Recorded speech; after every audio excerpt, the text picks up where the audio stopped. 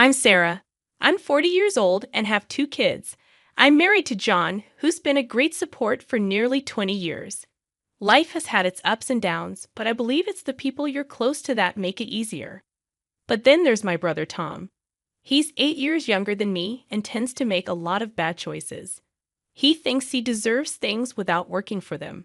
Despite our mom's hopes, he hasn't really changed much even though he's 30 now.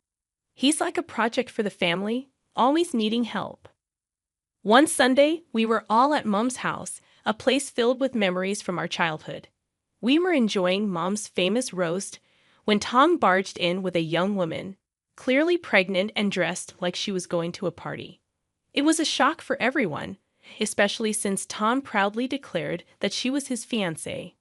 Mom was shocked, dropping her fork, and Lisa, the fiancée, didn't seem bothered by the tension.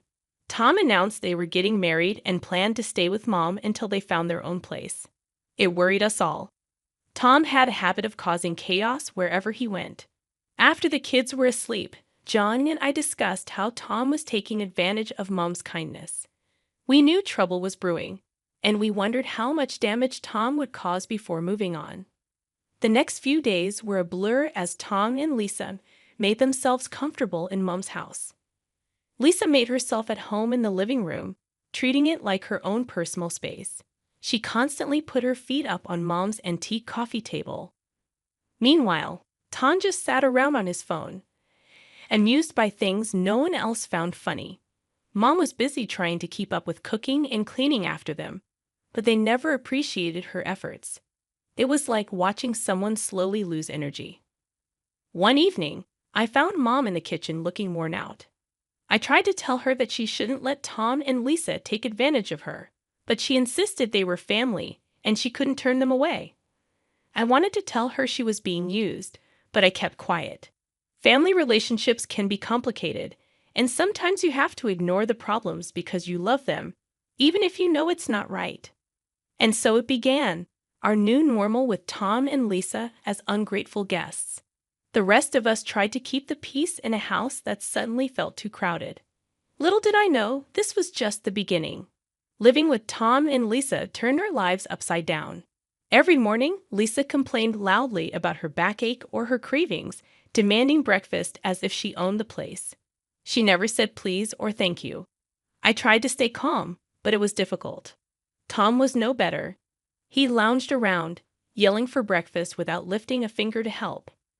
Mom tried to brush off their behavior, saying they were just young, but I couldn't accept that excuse. Things only got worse as Lisa's due date approached. She left messes everywhere, spending hours on the phone gossiping. One day, I couldn't take it anymore. I found Lisa with her feet on the coffee table again and told Tom they needed to contribute, like buying a new car for the baby's safety. Lisa dismissed me, saying she was pregnant, as if that excused her behavior. Tom defended her, and Mom begged us not to fight for the sake of the baby. But I couldn't ignore the toll it was taking on Mom. It wasn't fair to her to be running herself ragged for them. But Mom wouldn't listen. "Their family, Sarah. What can we do?" she'd say. The days dragged on, with Tom and Lisa disappearing for hours, leaving Mom to clean up after them.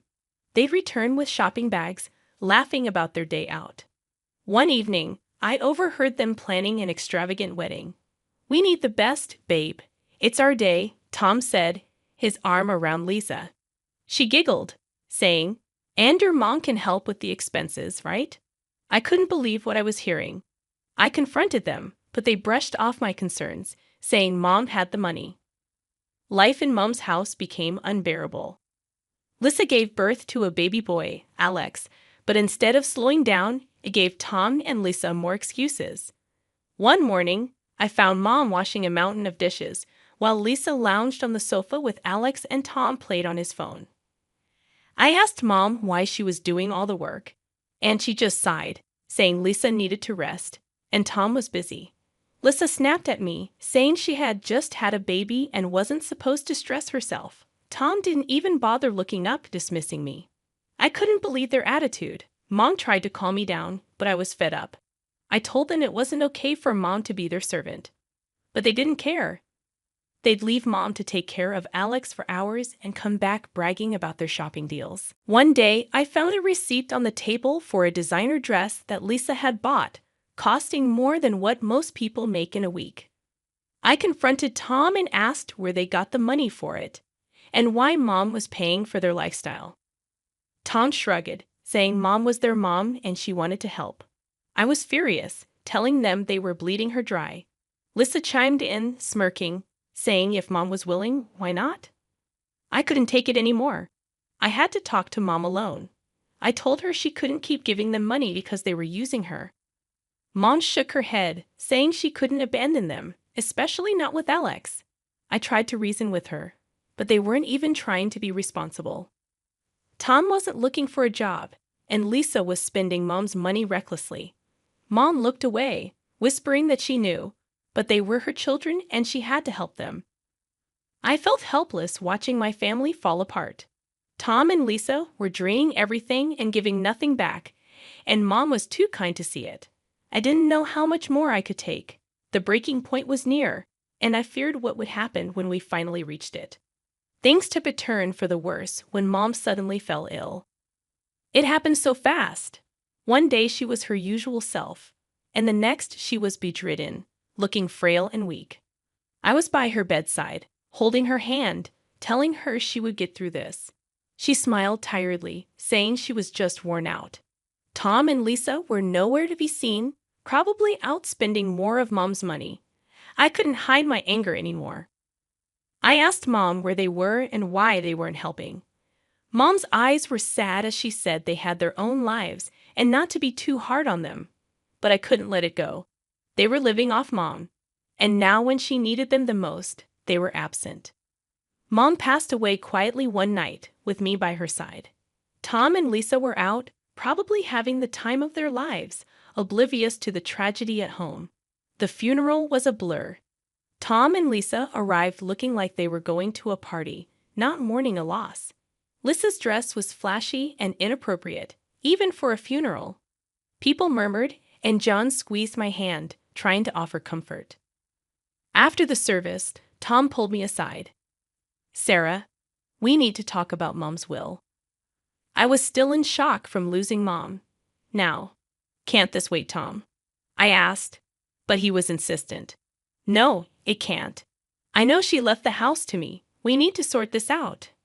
I couldn't believe his audacity. "Tom, Mom just died. Can't you show a little respect?" But he was relentless. "This is important, Sarah. I'm her son. I deserve it." The day after the funeral, I went to Mom's house to start sorting through her things.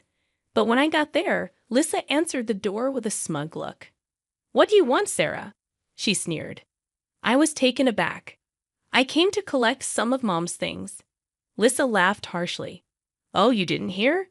This is our house now." Tom got everything. Tom appeared behind her, grinning. "Yeah, Sarah, Mom changed her will. The house, the money, it's all mine." I felt a surge of anger and disbelief. "You're lying. Mom would never do that." Tom shrugged. "Believe what you want, but the will is clear. This is my house now." I stood there on the doorstep of the house I grew up in, feeling like a stranger. The realization hit me hard. Not only had I lost my mother, but now I was losing my childhood home to my greedy brother and his manipulative wife. As I walked away, I knew this wasn't the end. I had to fight back for Mom, for my family, and for what was right. But little did I know, the battle ahead would be tougher than anything I'd faced before. I was a bundle of nerves as I walked into the notary's office. The whole situation felt like a bad dream. Losing Mom was hard enough, but fighting with Tom over her was something I never imagined. The notary, Mr. Jacobs, was an old family friend. He looked up as I entered, his face somber. "Sarah, I'm sorry for your loss. Let's get straight to the matter at hand," he said. I nodded, trying to steady my voice. "Mr. Jacobs, Tom says Mom left everything to him. That can't be true." Mr. Jacobs shuffled some papers. "Well, let's see what the will says." Just then, Tom and Lisa walked in, all smugness and arrogance. Lisa gave me a triumphant smirk, ready to lose Sarah. I ignored her, focusing on Mr. Jacobs. He cleared his throat and began reading the will. My heart was pounding in my chest as he read. "And to my son, Tom, I leave." I braced myself for the worst, but then Mr. Jacobs said something that made my heart leap. The sum of $5,000. Tom's face fell. "What? That's it?" Mr. Jacobs continued. "And to my daughter Sarah, I leave the family home and the remainder of my estate." I couldn't believe it. Relief and disbelief washed over me. Lisa was furious. "That's impossible. She promised us the house." Mr. Jacobs looked at them sternly. "There's more. It appears your mother made this last will a month ago after expressing concerns about undue pressure from certain family members." Tom was red with anger. "She wanted me to have the house." I couldn't help but feel a sense of justice.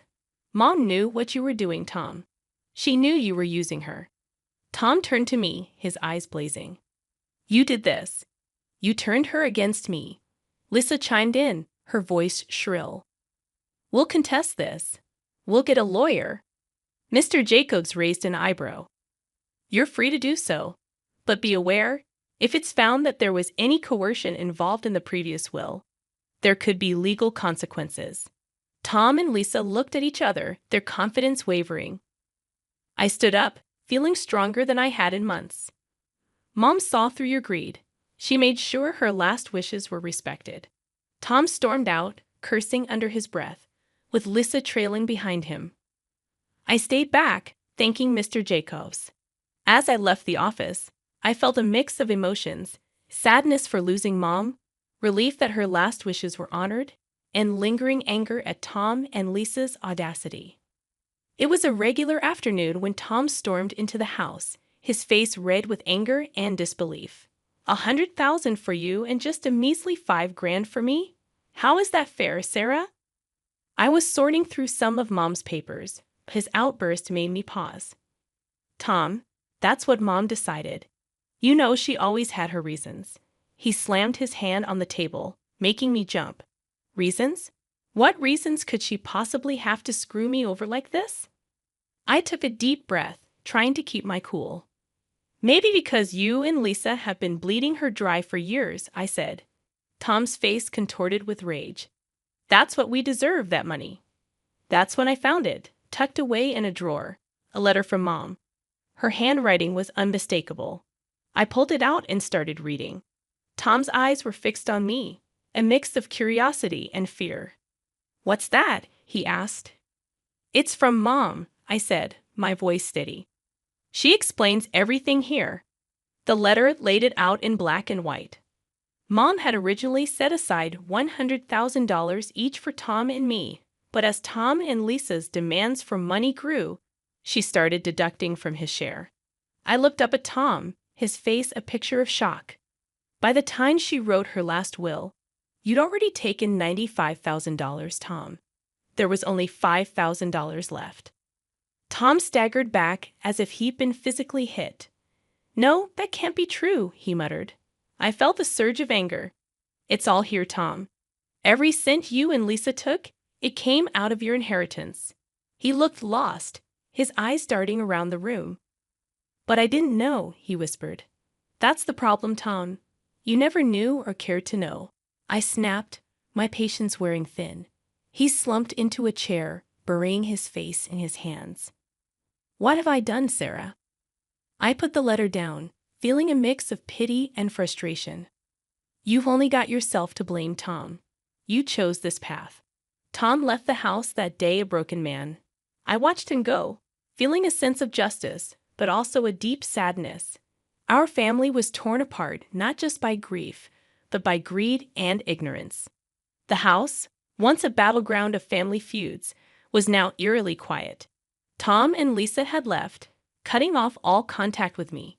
It was a relief and a curse, leaving me to wrestle with the aftermath of their chaos. As I sat in the living room, staring at the walls that had witnessed so much, my friend Jenna called. "Sarah, have you heard about Tom?" she asked. I braced myself. "No, what now?" Jenna hesitated. "He's been spotted around town looking for jobs, and Lisa, she's been seen with different men. flaunting around like she's single. My heart sank. And Alex, their son? I asked. No sign of him, Sarah. It's like they've forgotten they have a child. I slammed my fist on the table, fury boiling inside me. They're irresponsible, selfish. They don't deserve a child. Jenna tried to calm me. Sarah, maybe there's something you can do. Her words sparked an idea. You're right, I said. I'll fight for Alex. He shouldn't suffer because of them. The next day, I met with a lawyer, a no-nonsense woman named Miss Rivera. I explained everything, my voice trembling with determination. So you want to pursue custody of your nephew? Miss Rivera asked, her eyes sharp. I nodded firmly. Yes, he's in a toxic environment. I want to give him a better life. Miss Rivera leaned forward. It won't be easy, Sarah. But if you're ready to fight, I'm with you. I felt a surge of resolve. I'm ready, whatever it takes. The legal battle that followed was tough. Tom and Lisa were unpredictable, sometimes cooperative, sometimes hostile, but I didn't back down. One evening, after a particularly grueling day in court, John wrapped his arms around me. You're doing the right thing, Sarah. It's hard, but right. I leaned into his embrace, exhausted but hopeful. I just want Alex to be safe, to have a family that cares. The day the judge granted me temporary custody of Alex was bittersweet. He was a sweet boy, confused and scared, but he slowly opened up to us.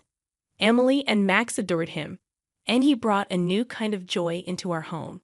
Tom's reaction was a mix of anger and defeat. You've taken everything from me, Sarah, he said.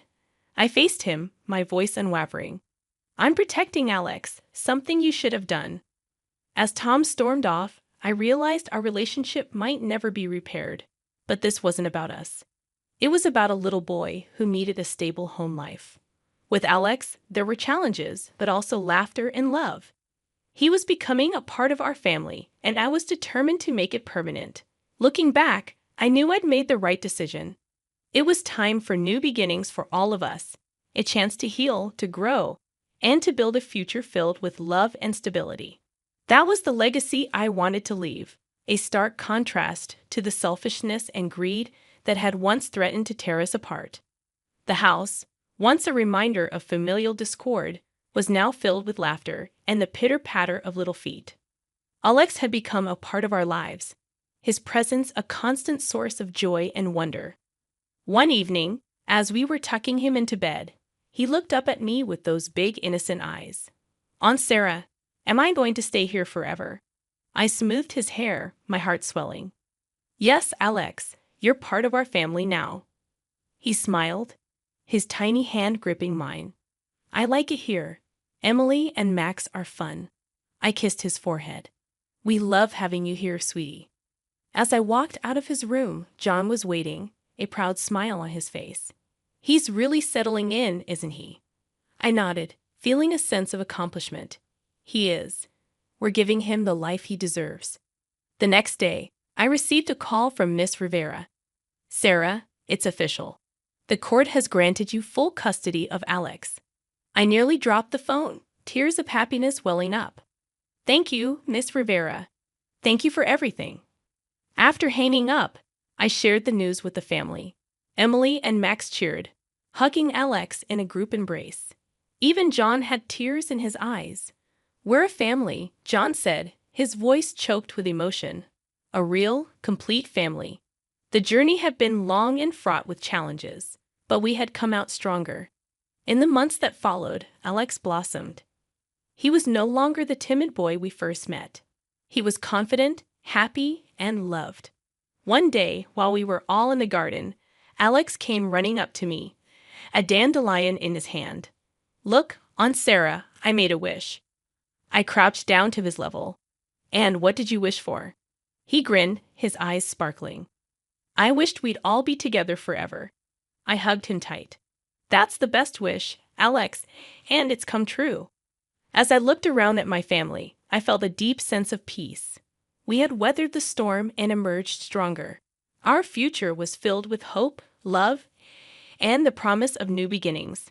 This was our story, a testament to the strength of family and the power of love. It was a future of hope, and we were ready to embrace it with open arms.